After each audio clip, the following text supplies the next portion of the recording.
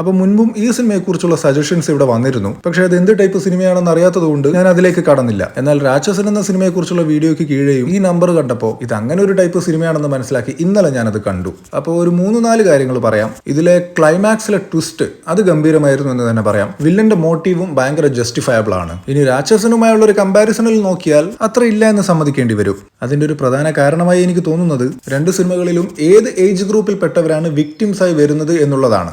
രാക്ഷസൻ എന്ന സിനിമയിലേക്ക് നോക്കുമ്പോൾ അതിലെ വിക്ടിംസ് എപ്പോഴും ഹെൽപ്ലെസ് ആയിരിക്കും എന്ന് നമുക്കറിയാം. കാരണം അവരുടെ ഏജ്. അതുകൊണ്ട് തന്നെ അത് കാണുന്ന നമുക്കും ഒരു ഹെൽപ്ലെസ് ഫീൽ ഉണ്ടാവും. ഒരു സോഫ്റ്റ് കോർണറും സിമ്പതിയും ഉണ്ടാവും. എന്നാൽ ഈ സിനിമയിൽ അങ്ങനെയൊന്നും പറയാനില്ല.